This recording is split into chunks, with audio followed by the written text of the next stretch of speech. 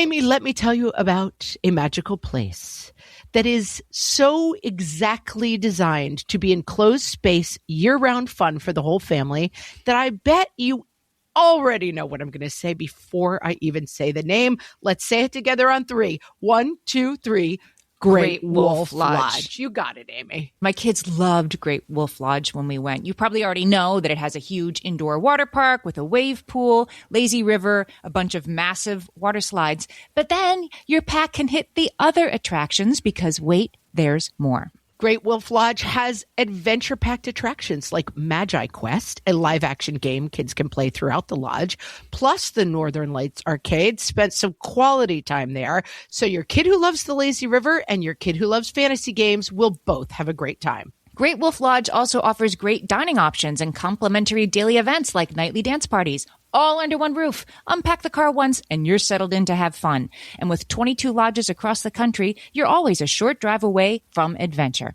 We've both had such great times at Great Wolf Lodge, so bring your pack together at a lodge near you. Learn more at greatwolf.com and strengthen the pack. He is so mad at me. What fresh hell? Laughing in the face of motherhood. Come here, you and I need to talk. With Margaret Abels and Amy Wilson. The TSA was a monster. I'm like, a podcast that solves today's parenting dilemmas so you don't have to. I don't want to spend my vacation like buying underwear at Target.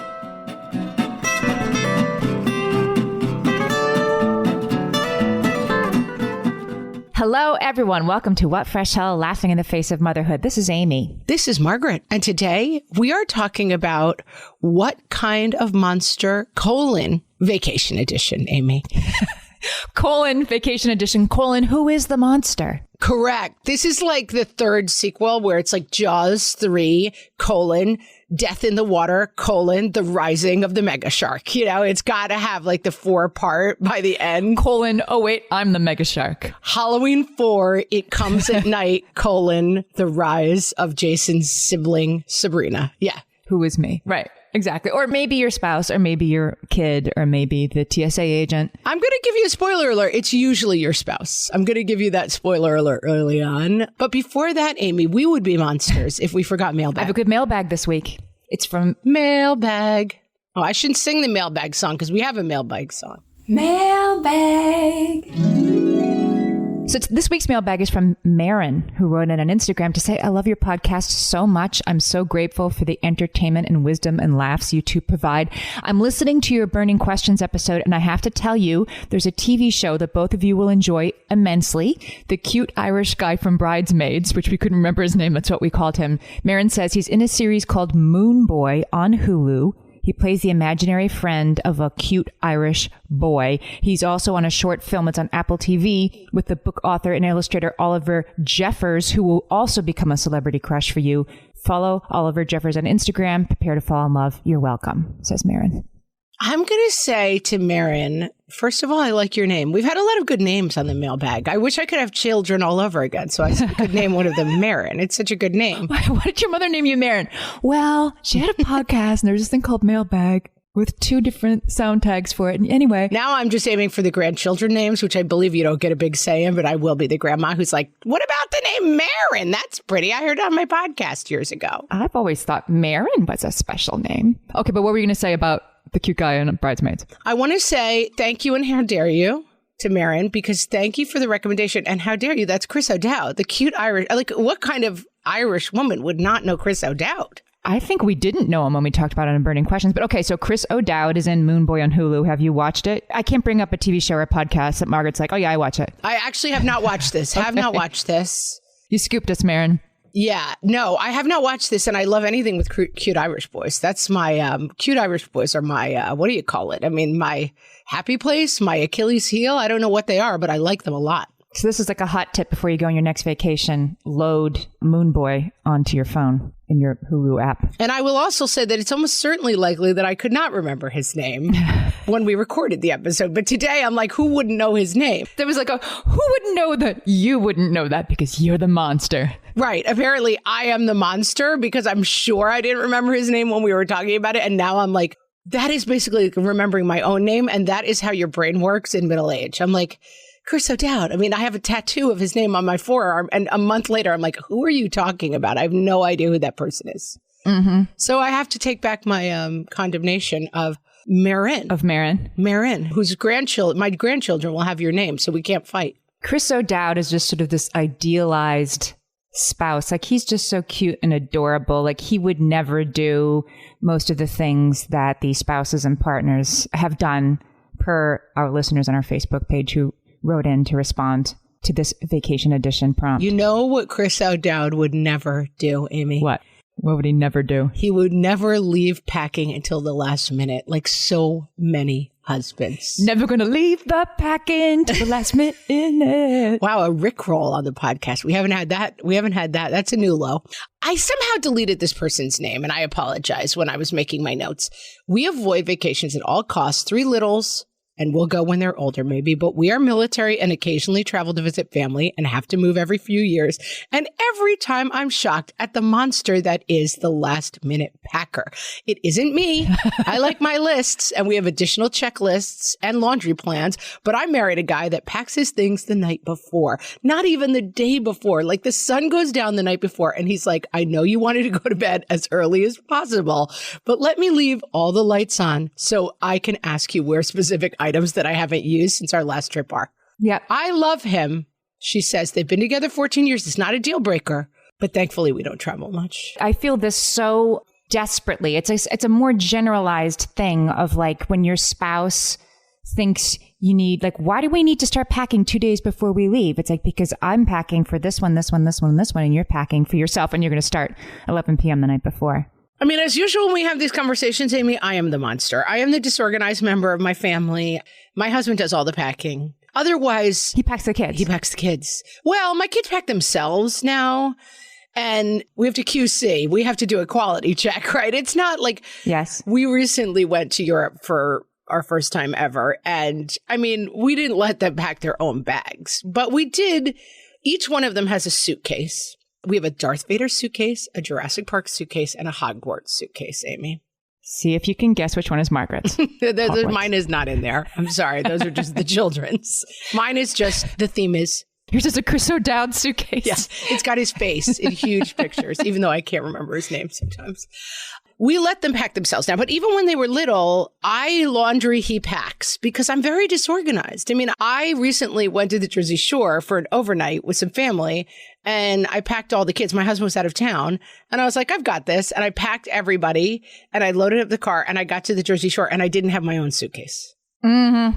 I mean, mm-hmm. And I had to buy like 3 like Jersey Shore is for lovers t-shirts and wear them for 2 days and wear my bathing suit as underwear because I had no clothing. You are the monster. This brings up Carrie's story. Carrie says she drove to Disney for a long week, meeting family there. Her husband only picks up his suitcase when they're all sitting together, at the driveway. He only puts his in the car. We can have words about that. She didn't realize this. Nobody realized this until they arrived. It's a 3-hour drive home. She said, I'm not making the drive with 3 kids, and you're not leaving me alone at Disney for 6 hours with 3 kids. So we went to Target and bought new wardrobes and toiletries for everybody except her husband. My kids just did this. I was so mad. So I live in New York City, and when you come back from a vacation, your suitcases are in the back and you don't have a driveway or a garage or anything. So you have to unpack in front of your apartment building, and then one person takes everything upstairs while the other person goes and parks the car. So my kids, who are big, I have teenagers, and they get everything out of the back. And then I drove the car back to the garage, to a parking garage, and then walked home a couple of blocks. Where's my suitcase? Yeah, nobody had I got my suitcase. You didn't tell us to get your suitcase. They're all the monsters. Everybody except me is a monster. And you have to understand, I don't think you're understanding how bad this story is for Amy. She has now parked her car 5 blocks away from her house at a subterranean garage. Yes. Where getting it back involves going back and waiting a half an hour for the guy to bring the car up from the God knows where it is in the levels. Yes. And he is so mad at me, by the way. He did let me ride the cool elevator and just get it out, and I had to tip him, but he was, thoroughly annoyed. Of course. And you should have said, My kids are the monsters, not me. Right. How dare you? I tried. Yeah, the leaving one suitcase behind it's an all-time classic.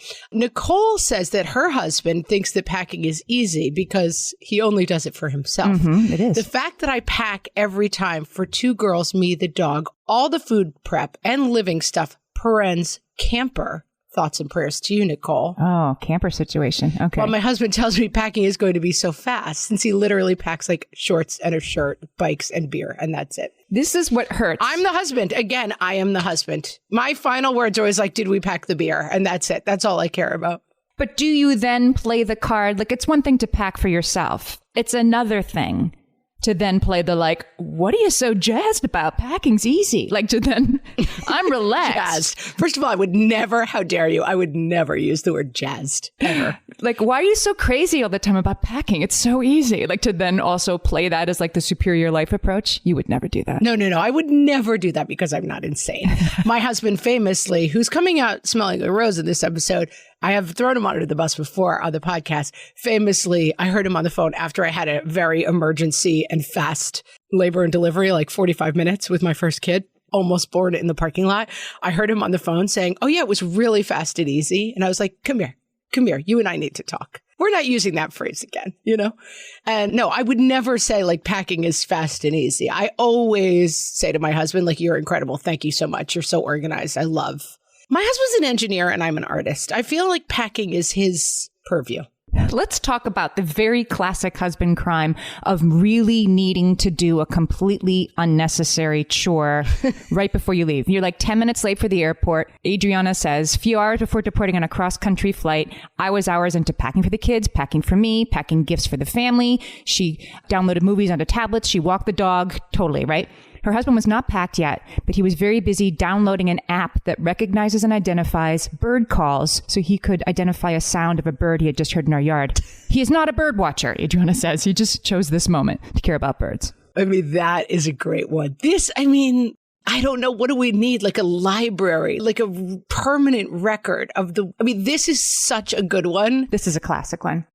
I mean, it's the classic, like, we have company coming over and your husband's like, my woodshed out back. That woodshed out back, I bet I could store tools in that if it was fixed up. And you're like, what? If I dragged it, everything was in there. There's literally cat vomit in the front hall. And like, you've decided that you're going to go see if that woodshed could be restored. Like, it's a classic husband crime, but this is an incredible example because I have to say, I thought the bird calls were going to be for their destination. Right. I did too. Like, well, they're going bird watching. Right. Yeah. When we get there, it would be nice to know what kind of birds are about. I mean, again, monstrous and unacceptable.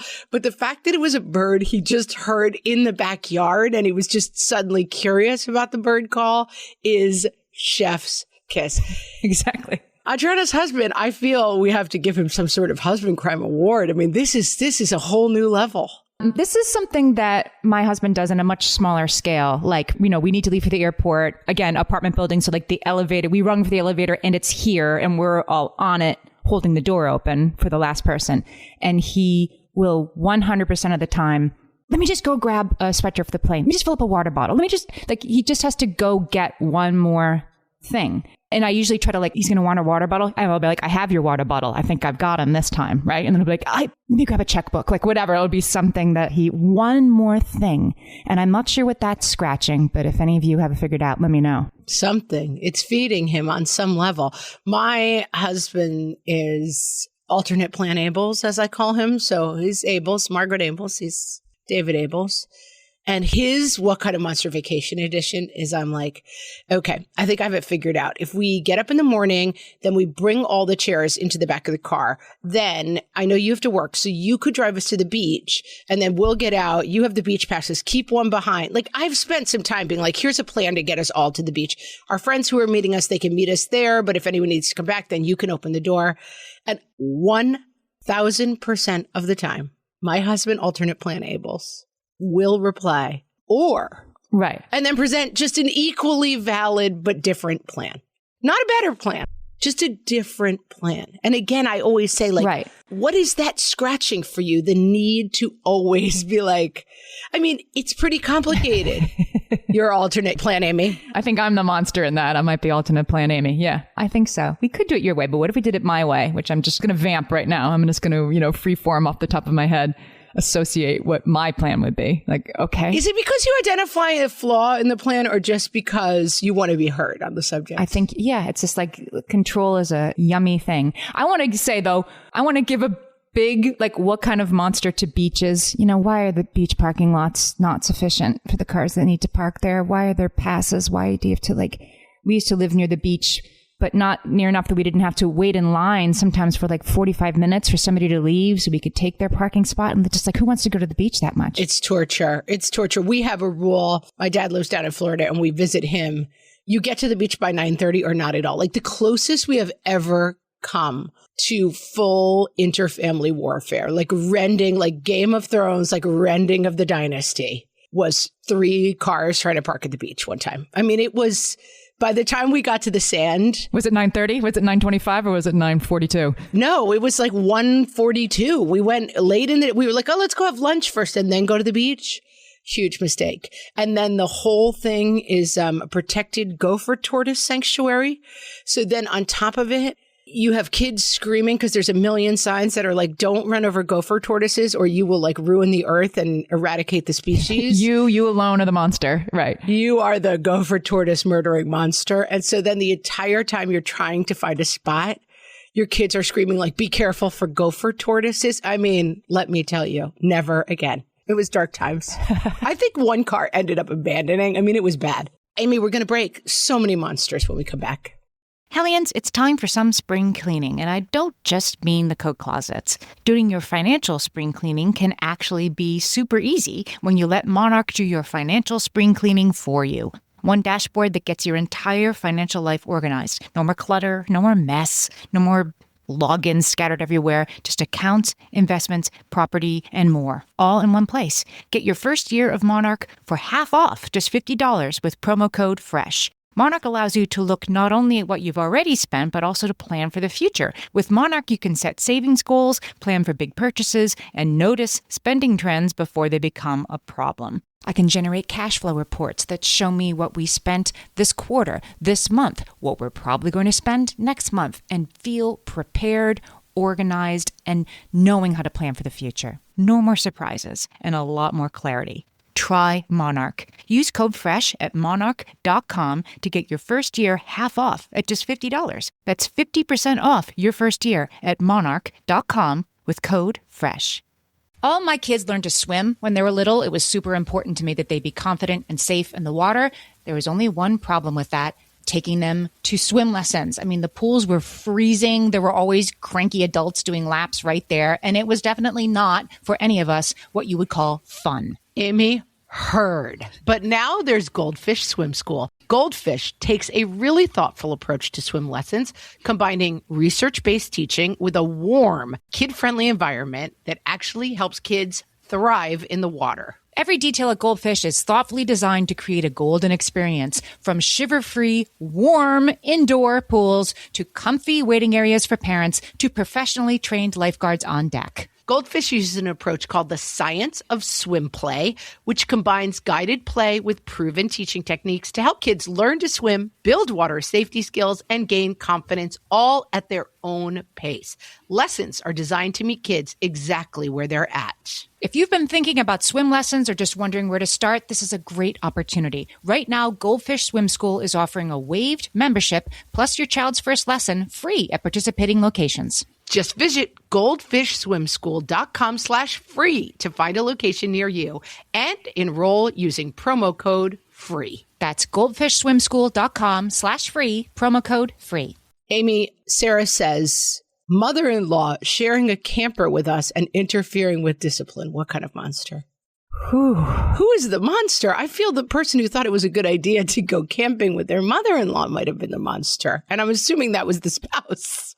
The RV vacation, yeah, and any RV is going to get pretty small for your immediate family, let alone people who have thoughts about how your immediate family should do things? Well, people who have been listening to the podcast for a long time know that I went on an RV vacation. Yes. And my husband was not able to come after we had rented the RV and committed to the RV. That is a What Kind of Monster family vacation classic. Like, oops, actually, I can't go. Oops, actually, I'm not going to be there. You go off in the RV. Did he not look at the calendar, or were the events out of his control? So it wasn't his fault, but... It was work stuff came up. You know, it truly wasn't his fault. But my father-in-law ended up coming with us on that trip. And I have to say, with the help of some, candles. Well, I was going to say alcohol. We made it through. And we get along superiorly well. And still, you're in a 25-foot space. There's 3 children on the road driving all day. And then when you stop, you're either outside, you're constantly banging your head on stuff. I mean, it is about the highest level difficulty vacation. And I just cannot see doing it with anyone who was not first circle close and agreeable, Yeah. And I have to give amazing props to my father-in-law. Like any father-in-law who can go with his daughter-in-law on an RV vacation for 5 days, gets the golden crown. I mean, it was incredible because as we know, I am the monster. And my children are monsters. And I will say the one crime that my father-in-law committed on that trip, which was really funny, is that my kids it was probably 4 years ago now, maybe 3 years ago. My kids were littler. They were still little kids. And we thought it would be fun to tell scary stories at night on the trip. Uh-oh. And my father-in-law told it wasn't a scary story. It was like cannibalism, like madness, people waking up and discovering their friends, eating other friends. It was terrifying. And then at the end, it involved a jump scare where he turned all the lights off and screamed at them, to which one of my sobbing children ran into my arms and started screaming, why, I thought Papa loved us. It was the scariest story that's ever been told. And I had to ban all scary stories after that, because what you really don't want is 3 kids who can't sleep in an RV. I just traveled this summer, extended trip with both sets of parents. So my kids, 4 grandparents, my parents and my spouse's parents. And I got to say, overall, it was amazing. And I'll tell you what the difference was. We weren't navigating and we weren't driving, right? We were on a tour. So it was just be in the lobby at 9 a.m. Now somebody might get mad that so-and-so wasn't there at 8:59, 58, but just get in the car and go. And so it went totally swimmingly until the day the bus broke down. And we were in Italy. We weren't in the United States. We were on the side of the road. The driver with whom we could kind of communicate didn't want to touch anything because he just didn't want to mess up the bus. It was 90 degrees. We were on the side of the road for a couple of hours, and it was probably about 2 hours and 45 minutes. Had it been 3 hours and 15 minutes, we would have started eating each other. You would have been the story from my RV. That's how quickly it went downhill. And my father-in-law did save the day. He popped eventually, the driver let him pop the hood. He could see what it was. And they were going to come tow the bus. And my father-in-law was like, no, you need this one part. Have them bring this one part. Our vacation was rescued because it was that one part. Wow. Your father-in-law is a huge hero. Yeah. He was under the hood. My dad was behind the bus waving at passing cars because people drive pretty fast in Italy. I don't know if you knew that and don't really want to slow down for you. I've heard. While we all just kicked dust on the side of the highway and wanted to kill each other. But we made it. We're all still here. I mean, it really is true. There's the famous Onion headline, Mom does all chores closer to the water on a beach vacation, Yes. And there is a lot of that on vacation. But except for you've spent a ton of money. A bad day in real life is okay, this stinks and my kids are horrible and I hate my spouse and my in-laws are terrible and we're all having a bad day. But a vacation is that. Plus, we've spent tens of thousands of dollars to be here that we saved for 3 years. I mean, the stakes are very high on vacation. Yes, we're supposed to be having fun right now. And we're not. It's raining. It's raining at Disney World, right? And we're in the hotel room yelling at each other. Yeah. And Sarah's husband forgot his swimsuit. Sarah's husband is the monster. He didn't forget his swimsuit, Amy.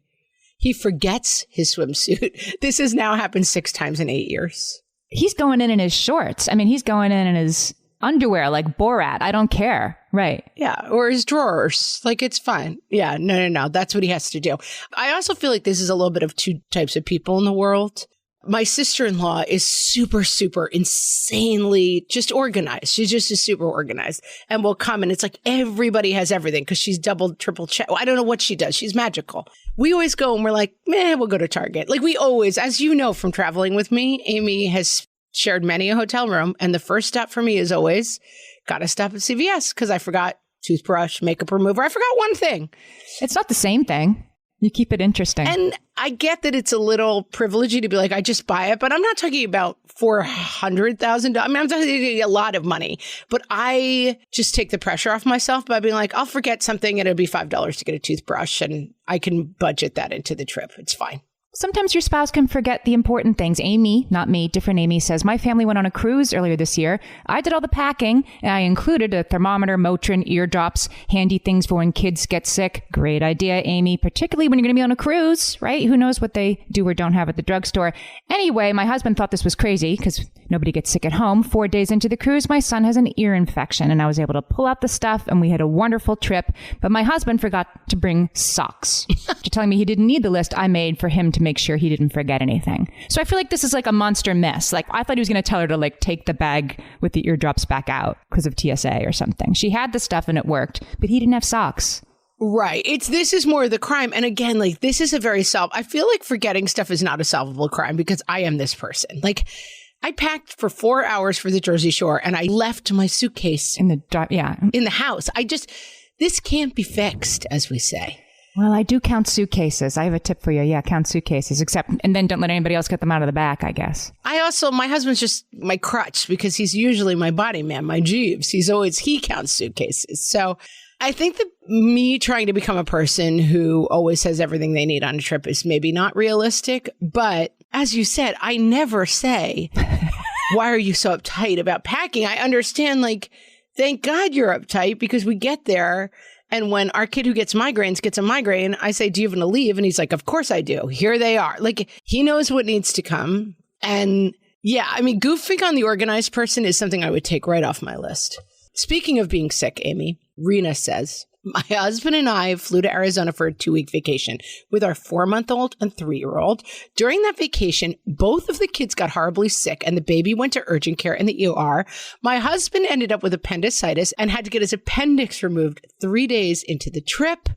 And on the way back, the airline made us check our stroller to baggage claims. So we had to walk through the airport after our flight with a hysterical toddler, me wearing the baby, and a husband who couldn't pick anybody up. It's all on you. But who's the monster? I mean, the germs are the monster. I mean, that's a monstrous trip. Yeah. Have you had kids get sick on vacation? Oh, I mean, I have an essay in my first book about my baby throwing up 8 times on one plane ride. Oh, on the plane. Yeah. I do remember that one, the norovirus. I had a 4-year-old, a 3-year-old, and a baby, and I was traveling by myself. So yeah, they always get sick. And my middle guy, he had a double ear infection when we were in Jamaica once. He was like 1.5.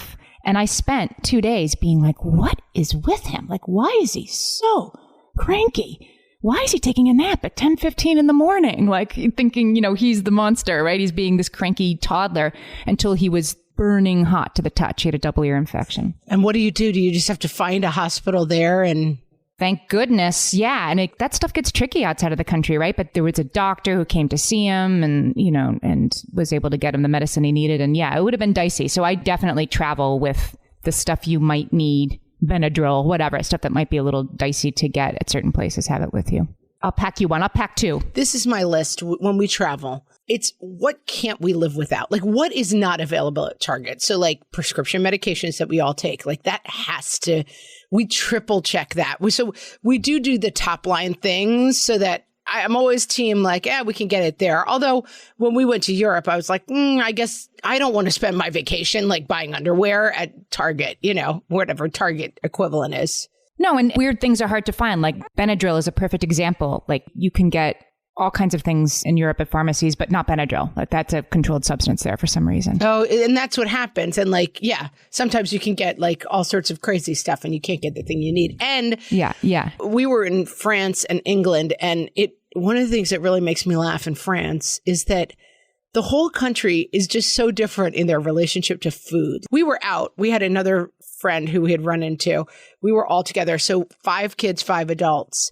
And at lunch, we were like, we just want to grab something, like a food court. Like, we don't want to sit. If you sit down at one of those nice cafes, that meal is 3 hours long. God bless them. Like, they enjoy their lifestyle. But the grab and go food is, unless you want to eat like a crepe from a shack. And I have to say, what they call a hot dog in France, none of my kids would touch. It was like a weird gray sausage roll. It was not, And so the thing of like, we'll just grab hot dogs out of the car, no coffee. Everything's very civilized. But when you're traveling with kids, the kind of grab and go, it made me wish I had brought like peanut butter and a bag of bread just to like, we're not really hungry, but we just want to get to dinner, That meal is hard to find overseas, I found. I swear to God, I have a story that relates to this. So I took my kids. My husband had to work in London for about 10 days when the kids were really little. And we're like, let's all go. We brought his parents because the kids were little and I needed a lot of help with them. And my husband was going to be very busy working. And then we went to Paris. My 5-year-old at the time was an extremely picky eater. And so I am the planner, the packer, the organized. I did bring a loaf of bread and a thing of Jif peanut butter to the airport with me, thinking I would bring it to London and Paris, where I really wasn't sure what he was going to eat. But I couldn't get the peanut butter through TSA. The TSA was a monster. I'm like, that's not liquid. Well, it's peanut butter isn't liquid, but it's a viscous. What would you call it? It's close spreadable. Enough. It's viscous. Yeah. Yeah. So you can't take it. Sorry. Can't bring that. Oh, they stole your peanut butter. And the peanut butter over there is quote unquote weird. Amy, we are going to be back with a What Kind of Monster that is titled Vomit and Sand Fleas. So you're going to want to stick around. You know that thing where you get an amazing pair of shoes at a really great price and want to tell everyone about it? Yeah, so do we. Here at Designer Shoe Warehouse, we'll give you something to brag about, like the latest styles from brands you love, or the trends everyone's obsessing over, or shoes that make you feel like, well, you. So go ahead, show off a little. Find shoes that get you at prices that get your budget. Head to your DSW store or DSW.com today. DSW, let us surprise you. My favorite skincare products actually feel more like self-care, like they're so nice to put on and they smell so good that I'm actually happy when I get to that part of my day. And I swear that is how I feel about Osea's anti-aging body balm. Amy, you are usually the lotions and potions queen on this podcast, but I have to say, hard agree. Osea's anti-aging body balm is a liquid silk body balm that combines the lasting hydration of a lotion with the firming power of a serum, leaving skin smoother and firmer. This body balm is clinically tested and designed to deliver visible results you can see and feel. So we've gotten to use this product for a couple of months now, and I swear I have really noticed firmer and smoother skin, like on the back of my hands. It's like getting a mini spa treatment from head to toe. Get a spring-worthy glow with clean, clinically tested skincare from Osea. And right now, we have a special discount just for our listeners. Get 10% off your first order site-wide with code FRESH at OseaMalibu.com. That's 10% off your first order with code FRESH at OSEAMalibu.com.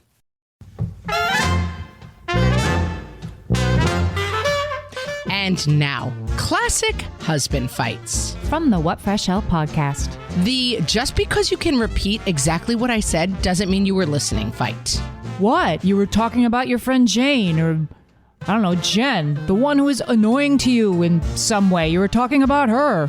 The why do I have to remember everyone's birthday and shop for them even though they're on your side of the family fight. Sweetheart, I don't know what kind of sweater my mom would like. The taking apart the dryer because why should we pay someone to fix it when I can do it myself fight. I should have this working by the weekend after next. At the latest, I just gotta figure out what part I need. The why did you bring this home from the grocery store when it's not at all what I asked for fight. If soy milk isn't real milk, then why does it say milk on it? The what? I'm supposed to give you a medal for doing 6 dishes fight. Knocked out the dishes, hon, except that gross one you did the chicken in, and the one with the eggs from this morning. I didn't know what you wanted me to do with those. This has been Classic Husband Fights. From the What Fresh Hell podcast. Tiffany says, we all went on a vacation work trip with my husband to the California-Oregon border. Beautiful part of the country if you've never been. Kids were little. My youngest gets sick at nap time at the hotel, pukes all over her sleeping bag. Ugh, I have to rinse it out in the tub. We go to the beach later, and this beach has some kind of sand flea. All 4 of us get bitten all over our legs and ankles. Not ideal. I was waiting for them to kind of come together, like this vomit and sand fleas to meet, but these are just 2 separate, horrible, and yet totally likely events that happened on one vacation. Yeah, it's little kids, because I really have blocked some of this stuff out. We went once. We were in Texas, where my husband's from. And for some reason, I think we had gone to visit grandparents. We were staying at a hotel. And for some other reason, someone had conference points or whatever. So we got a room in a really nice hotel, but it was the kind of thing where like 6 of us were all staying in the same hotel room, like adjoining or whatever. Yeah. And I think I only had 2 kids at the time. And yeah, one of my kids did that little kid thing of just out of the blue starts vomiting and like never stops. And then I was sitting on the bed and I went to lean over, picture like my legs are on the bed, but I went to lean over sideways to pick the baby up the floor.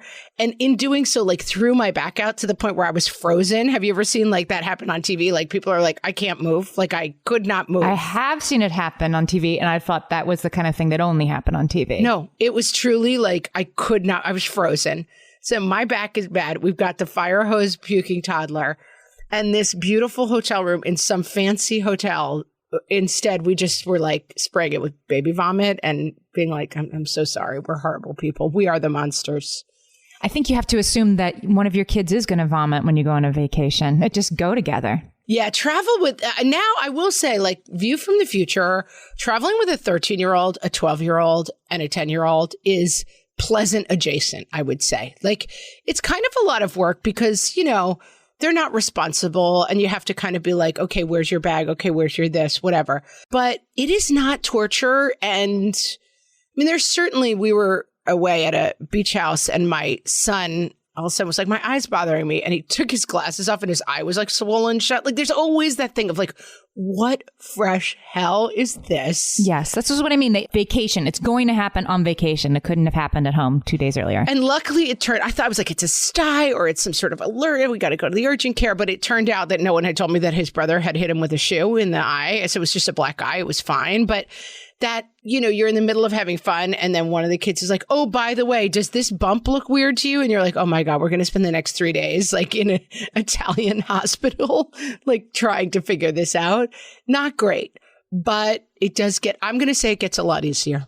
I feel like we have this split, Amy. Alicia is the monster. Oh, yes. I wanted to go over this one. I want to hear what you think. All my family likes to listen to music on the beach, except me. I need nature's music, the ocean waves. It makes me crazy. I know we have a divide on this. You're team silence. I'm team silence, or second choice is one source of music. I have a hard time with somebody's playing music over there and somebody's playing music over there. And now then let's start a third Bluetooth speaker in between with yet a third different song. That makes me crazy. Let me give you a piece of advice. Don't go to the Jersey Shore. Yes. I just came back and I mean, it really is like, and there's a huge sign that says, you know, no music without headphones. And it is just a jukebox of warring Bluetooth speakers on the sand. How do you feel about that? Like, do you care if there's 4 different songs playing? So I don't like to annoy other people. So if I was sitting on a beach by myself, or sometimes when I'm at the lake, I like to have music playing when I'm sitting outside and contemplating, when I'm doing my staring into the middle distance and just contemplating life. I like to have little music. Oh, going. really? Okay. And I like music in the car. I like music. I'm team music generally. Mm-hmm. But my husband is team silence. And so, and I do agree. My husband and I, the biggest problem we have is that, this is not the biggest problem we have. One of the problems we have is that we have unbelievably opposite musical tastes. So I want to get my little like acoustic Taylor Swift vibe going. And he wants to listen to like Master of Puppets from Stranger Things, like Master of Puppets, a puppet. I'm like, who wants to listen to that on the beach? Certainly not while I'm contemplating the middle distance, right? Good Lord. I'm trying to like watch the seagulls. I don't want like to hear like about the Master of Puppets. We went to an all-inclusive resort this summer, which was very lovely. Again, with extended family. That's great. I mean, if you can get it, great. Nobody's cooking and the kids can go do whatever they want. It's awesome. My one beef with it was like, I'd wake up early because I like to wake up early, get a little writing done, whatever. I'd open the doors to this terrace where we could see the ocean. I mean, the sun wouldn't even be up yet. And it would be like loud music from the pool. And there's nobody around and it's silence and there's a sunrise and ocean waves, which I can't hear because there's already this like weird dance music playing. I don't understand that the hotel was pumping it. Like, you can probably let this go until 9 a.m., but nope. Yeah, let's turn it down. My dad would always embarrass us because every restaurant we ever went into, he's like, what's the chance of turning the music down in here? He's like, but it's true. I mean, that music is one of those things. We've talked about like misophonia. Like, the worst for me is if somebody's like listening to music loud. Like, if you have to hear music that's like, there's the little bit that's coming through. Like that. Torture. Yes. Or if music is bothering one member of your party, it's over for me. Like, if I can't relax, if the music is bothering my dad, like, my day is ruined. But in general, it doesn't bother me. This has happened to us. Marianne says, what kind of vacation monster tells the kids we are going to a water park and then checks the website to learn that the park is closed like forever? Uh-oh. This happened to us. It was during COVID, but the place never did reopen. My kids, like, they have a place. We go to Texas. They love to go. Yay, we're going. And then like the morning of, we checked and it was closed. And let me tell you, expectation management can really slap you in the face when you're not paying attention. It's been a long time since I had to go to a water park. Let me tell you guys, better days are coming. Like, if I went to a water park, it would be to drop my big kids off. I don't need to. I enjoy a lazy river. Yeah, water parks. Oof. It's like part of a larger like hotel thing, but not like the standing in line for 40 minutes for a slide. No. We spend a lot of time at Schlitterbahn, the world's largest water park, Amy. It's down in Texas. Yeah, Schlitterbahn. I'm sure there's a lot of nodding from our podcast listeners down in Texas. They know Schlitterbahn. Amy, Schlitterbahn is the hottest, coolest time in Texas. Oh, really? Yeah, it's the hottest, coolest time you can have because you're cool in the water, but it's hot. I think I can make time for it. Let me tell you, if you don't like ambient music, Schlitterbahn is not the place for you. And if you don't like being part of the human soup of thousands of people, but somehow we managed to like Schlitterbahn, but it does involve a certain level of denial. But yeah, it is. I mean, if Schlitterbahn closed, I would not even want to be in the car when we had to make the announcement that Schlitterbahn was. Your personal feelings aside, it would be a tough day for some other people. TSA has become the monster for many people. Amanda says, we nearly ended up divorced trying to fit a double stroller on the security belt. I think that makes TSA the monsters. The guys just stared at me like I was holding up the line. I was sweating, holding two toddlers' hands. Husband had our 4 suitcases. We were a hot mess. This is a strange one. The TSA are the monsters because if you really couldn't fit it on the belt, then they can just take it through security and wand it. I mean, I've seen that done. So what were these guys doing? These hosers watching you? I'm going to speak for a moment for the TSA, though. I get it. Because I had a double stroller that I regularly brought through the TSA. They see you coming and they're like, this is a bad day for me. Like, you're the 400th person they've seen trying to fold the double stroller. And all they're thinking is like, what kind of monster travels with a double stroller? Like, yeah, you know, they don't really see the portrait of your life. It's one of these clashing stories problems because for them, they're like, who doesn't know how to fold their double stroller? But I mean, yes, it's the thing of like, it's fox, hen, grain. You know, the puzzle about how to get across the water. You've got a fox, a hen, and a grain. Do you know about that? Oh, yeah, I do. But wait, take it down for me. What is it? It's an old puzzle. I wrote about it a long time ago on my blog. But it's like, that's what having kids is like. The idea is you're on one side of a river and you have a boat and you have fox, hen, and grain. And then you have to decide who you take in the boat and you leave on the other side. And then you can only take one at a time. So if you like bring the hen and then you bring the grain, the hen has eaten the grain by the time you get back for the fox. The fox has eaten the hen by the time you get back for the grain. So it's a puzzle. But that is like getting through security is like, okay, if I let go of my toddler's hands to fold the stroller, they're going to run in different directions while I'm trying to get my laptop out of my case. Like, it's pretty impossible to do. But I also think that the TSA people are like, I can't make this my problem 450 times a day. Yeah, I think you're right. Like, I'm not going to assist you. I'm not going to say, just hand it to me and we'll want. Yeah, they're not going to do anything. They're an immovable force. So you just have to be just as immovable. Like, oh, I don't know how to fold this stroller. Like, oh, this doesn't fit. And I'm going to say, as I have with children getting instruments out of the backseat of the car on the pickup line, you might want to run this drill a couple of times at home. Like, okay, how do I fold the stroller and lift it? And where are the kids? Like, let me figure it out before I get to the front of the TSA line. And I'm team both because I've been the person trying to fold the stroller. Look for a helpful mom behind you. Could you hold my toddler's hand while I fold the stroller? I'm not placing blame. I'm just trying to be part of the solution. Thanks for that. Crystal says, what kind of monster? Early in our marriage, husband can't find something he needs in the luggage that I packed for mine. Where's my ensues? Now I'm the monster. I will not pack anyone else's luggage because I'm not about to hear that phrase. Yeah, no, we don't need to be packing our partner's luggage unless it's like they're not home, they're meeting you there or something. And this is a good thing with the kids too. We just went to the pool yesterday and 2 of my kids said to me in quite annoyed voices, where are my goggles? Yeah. I said, they're wherever you left them. That's where your goggles are.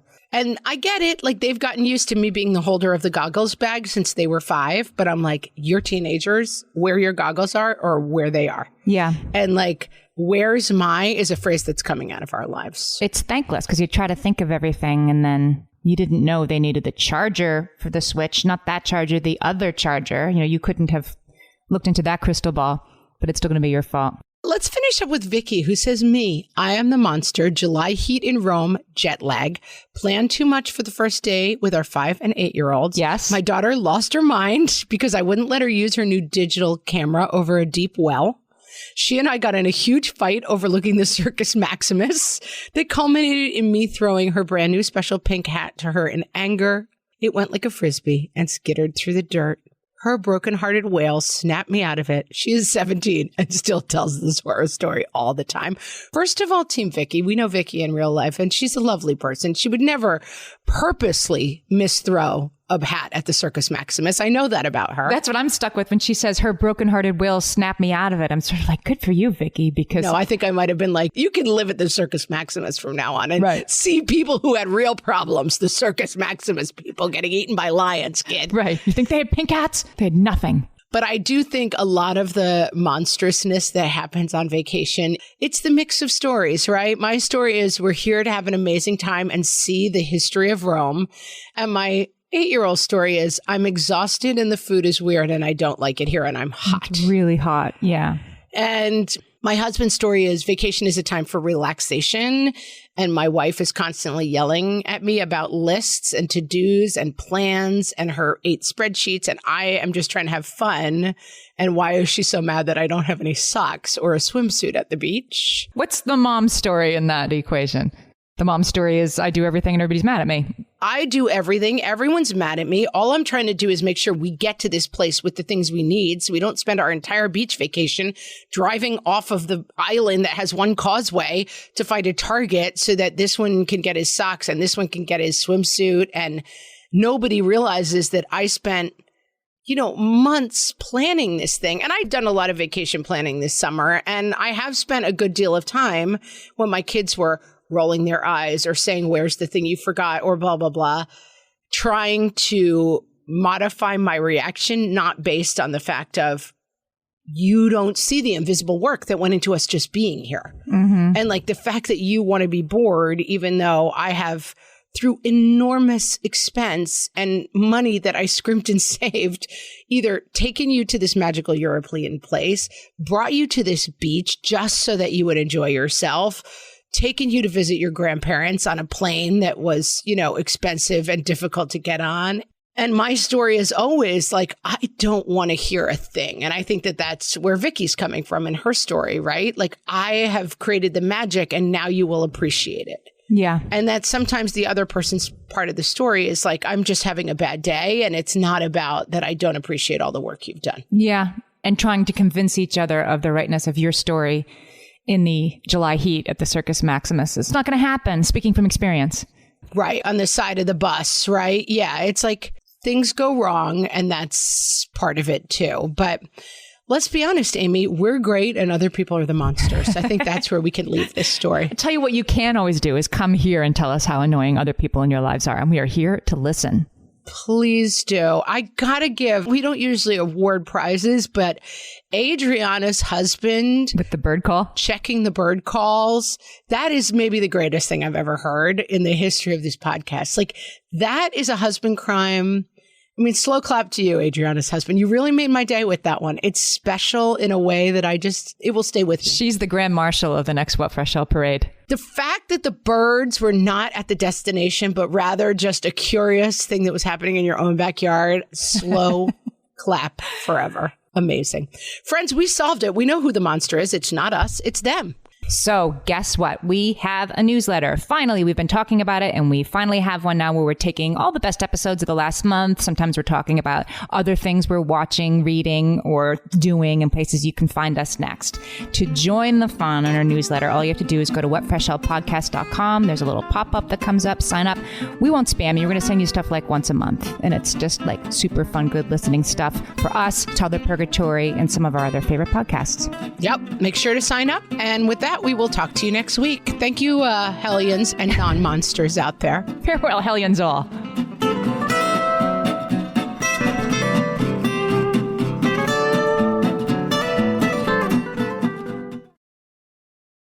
Close your eyes. Listen to Monday.com. Feel the sensation of an AI work platform. So flexible and intuitive, it feels like it was built just for you. Now open your eyes, go to Monday.com, start for free, and finally breathe.